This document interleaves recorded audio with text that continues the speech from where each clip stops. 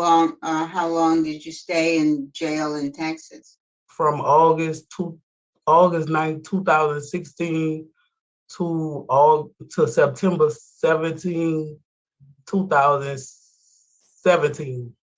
And why did it take so long to get you back to Louisiana? Because I had other charges over there I had to deal And with. what charges did you have in Texas? I had a charge. It was terroristic threat to a public servant, and it got dropped down to simple battery. No, disturbing the peace. I'm sorry, ma'am. And I had caught a charge aggravating. Then that charge got dropped down to simple battery. Aggravated what? I don't quite remember, ma'am. Aggravated. I think on a police officer. Okay. Um, I'm assuming that they allowed you to plead guilty to the obstruction of justice because even though they felt like you did kill the victim, they didn't have enough evidence to be able to actually prove that, but they did know that you were withdrawing money from her account. Is that correct? Yes, ma'am. I pleaded guilty to the charges I was committed. Well, how did you end up with access to the victim's cards to be able to withdraw money from her account? Well, I was helping her, so I drew money from her account before.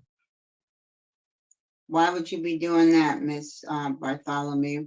Cause she asked me to when I was Okay, helping her okay, with the Miss groceries and Bartholomew. stuff. I know how this is going, Miss Bartholomew. I'm not gonna get a truthful answer from you about the charge. I can see that now, so I'm not gonna discuss that with you anymore. So in the 5 years that you've been incarcerated, tell me some of the things that you've done or accomplished. Well, I finished all my classes. What classes, Miss Bartholomew? Give me some of your classes that you finished. My Cajun Rage classes, Living in Balance 1, Living in Balance 2, and Cajun Rage and Parenting. And do you have children? Yes, ma'am. How many? I have 5 children. I had a baby in jail. Who's raising your children? Well, my children that's a long story, ma'am, to be Give me honest. the short version. Who's raising them? Um, my Are they in state custody? some of them, not all of them. Have you been employed in the past, Miss Bartholomew? You talking about as far as work release? While I'm working? No, a regular, real job before you came to prison. No, I do hair, ma'am. Say that again. I do hair. Okay. So you've never had an actual job? Yes, ma'am. I will work for fast food all my life. Okay. How far did you go in school, Miss Bartholomew? Graduated. High school? Yes, ma'am. Okay. Um, have you been on work release? No, ma'am. The lady denied me because of violent arrest, but I don't have any violent convictions, so I don't understand why I was denied the work release when I don't have no violent convictions. This is my first time ever being in jail, my first time ever having felonies that are non-violent. Um, so what did you get out of any of the classes that you took? I learned a lot, ma'am. I learned about my children. I learned to humble What do you mean you learned about children? for as to be patient with my children, for as different techniques how to deal with my children, like when they are upset, to calm them down, try different techniques to, help them. How old are your children, Miss Bartholomew? I have a 5-year-old, I have a 7-year-old, a 9-year-old, 11-year-old, and a 13-year-old. Okay. All right. Are any, and you say some of those children are in state custody? Yes, ma'am. How many? I'm not sure because I haven't heard in a long time. So you haven't been in touch with your family members? Yes, I've been in touch with my family members, They but can't, go ahead. it's just that I don't want my children to know that I'm incarcerated. Well, that doesn't, okay, but that doesn't stop you from knowing where they are. Yes, ma'am. I understand, but I would rather, when I get out, ma'am, to talk to my children person to person. But my question is, man, I'm just asking you, how many of your children are in state custody and how many of them are living with family members? Well, it's been a long time, so I'm unaware of what's So going as on. far as you know, they could all be in state custody. No, not when I had got incarcerated. No, ma'am. So your children were in state custody before you got incarcerated? Yes, ma'am. How But they many of them were, family. say that again? It went with family. All right, well, you have a good time release date of January 7th of 24, Ms. Bartholomew. That's 2024. Mm-hmm. January 7th, 2024.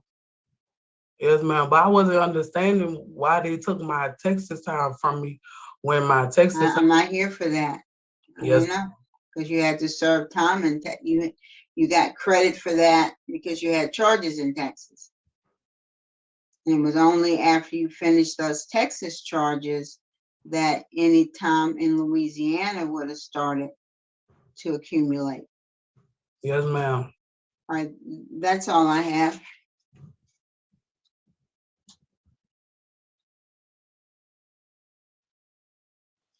All right, does staff have any input there at the facility? Yes, sir. You have any input on her case? Since she's been here, she's been a good inmate. She works in the kitchen. She works with our IWF.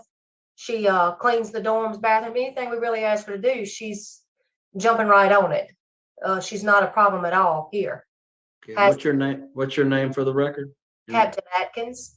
Okay, thank you, Captain Atkins. Yes, sir. Thank you.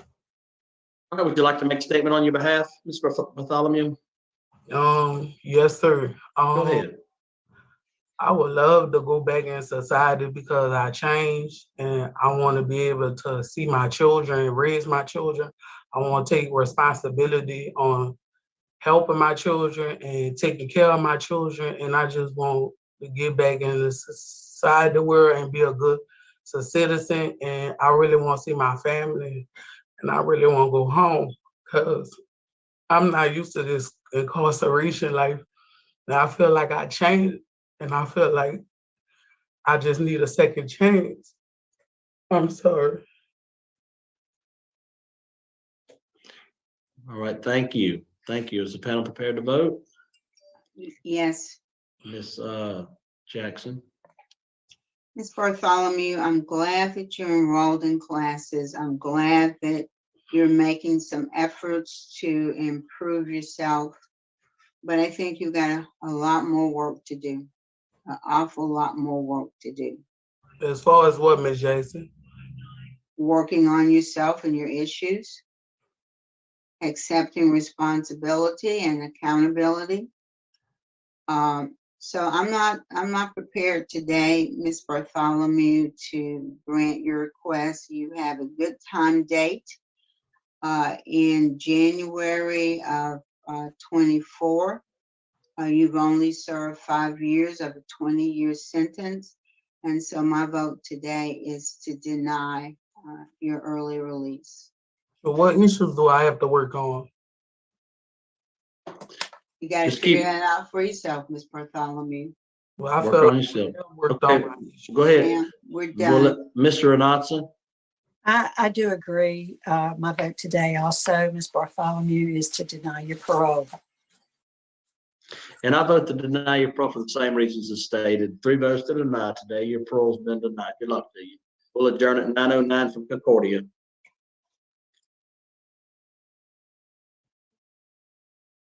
Wow, what an unbelievable hearing. It was just it's I don't know, I think just disturbing really.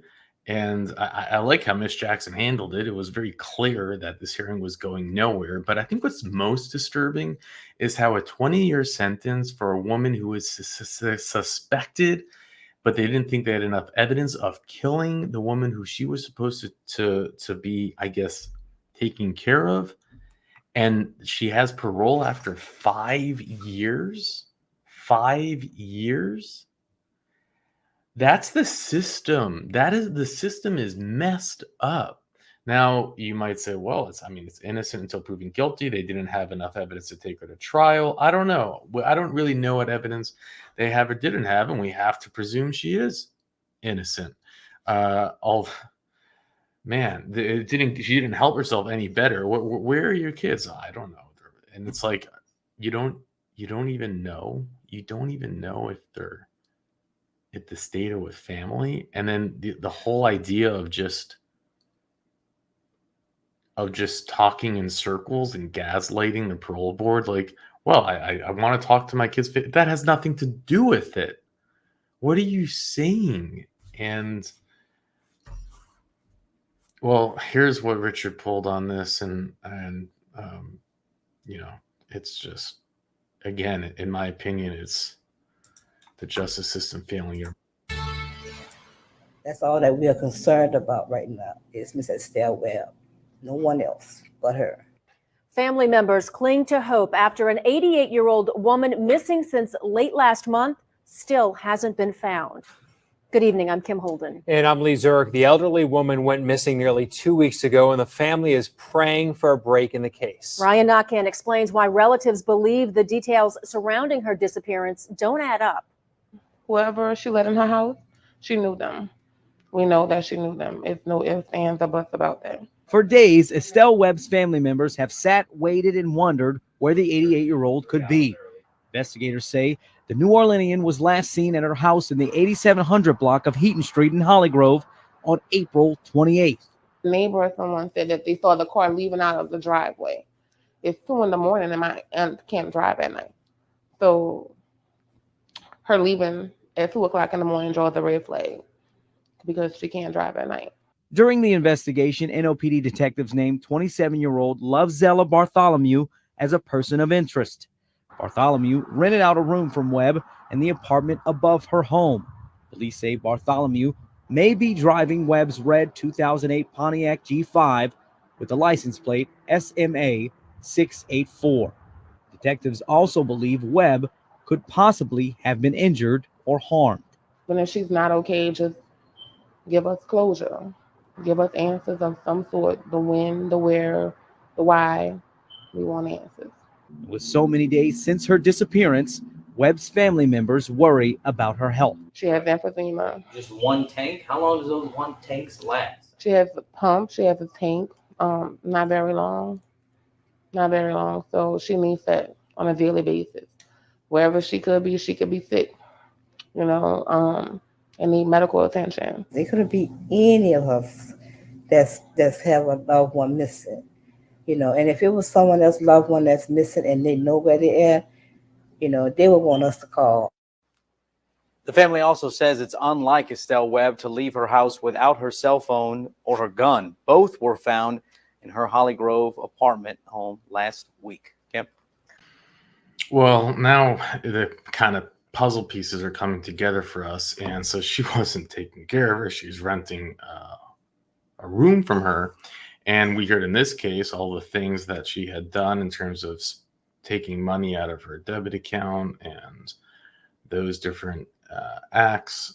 Certainly, I think they were insinuating again that they believe that this is what she was guilty of. But again, they were only able to get her on a 20-year sentence and probation after 5. But let's jump forward to the next portion of this saga. Just before 7 this morning, investigators say they were alerted to the body of an unidentified woman who they say was in an advanced state of decomposition when they found her. Detectives believe the woman's body could have been submerged in water for several days. Investigators are now looking into the possibility that the woman's body was thrown off Interstate 10 into Lake Pontchartrain.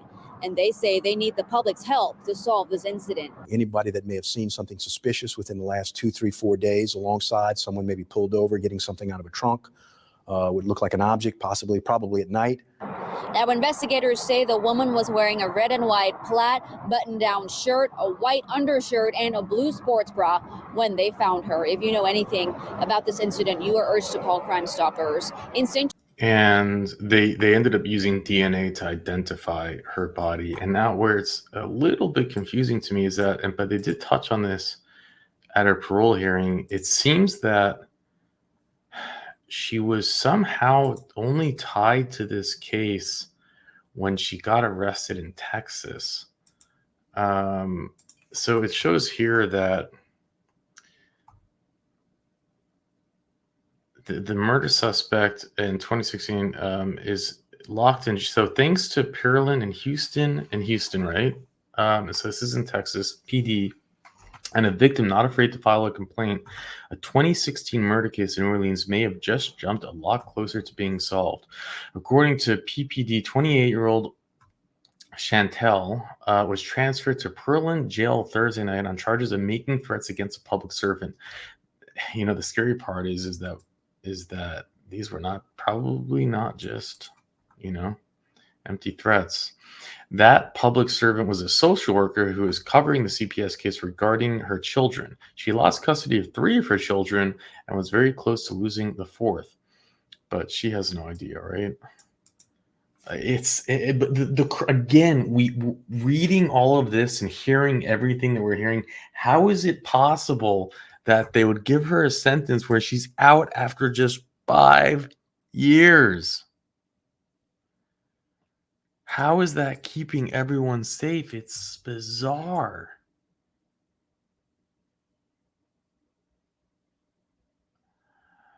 Now, yeah, she's out of custody, man.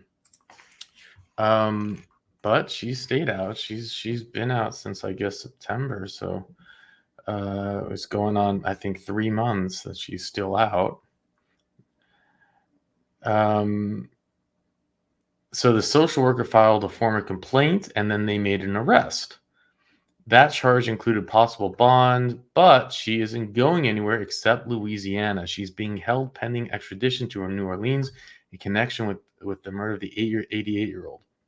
According to the original story, Miss Webb's body was found in the spillway, but couldn't be identified until a few weeks later via DNA. Her death was officially ruled a homicide. She was reported missing May 6th after last being seen April 28th with family and friends. Was also reported NOLA police named Bethel a person of interest and believed she had been driving Webb's vehicle. Rented a room in an apartment. And Webb's vehicle description matches what she was driving here in Texas. How they did not get her on the murder charges, it only shows she probably did a few things right. She probably lawyered up and just didn't say a word. And again, it just goes to show you lawyer up, you don't say a word, and they can't get you on it. They were going to have a purely circumstantial case.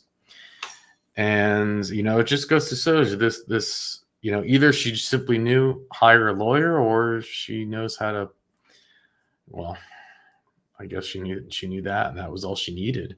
And she took a plea deal. They got her on everything else, but they decided not to go to trial on the murder.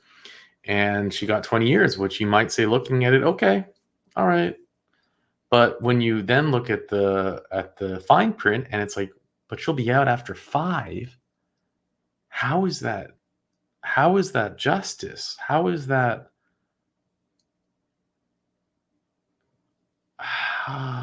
How does the prosecutor sleep at night? How do you not just take your chances at trial?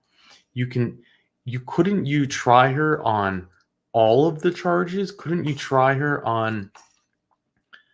You could have. They could have said, we're going to get you on the identity theft, on the theft of the. They could have thrown every single type of charge at her, including murder, right? And then the jury could have said whether they found her guilty of murder or not and guilty of the other offenses.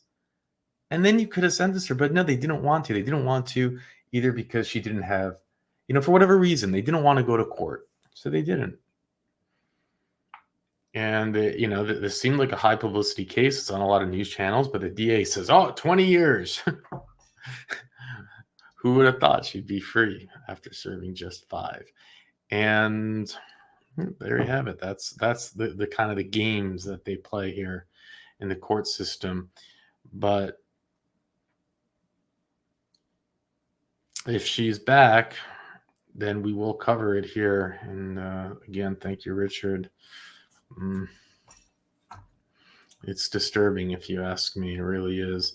And I guess she had run away to Texas, and they kind of just didn't, because they never charged her for, I don't know why they never tried to extradite her until she got locked up there. But with that, I'll let you go.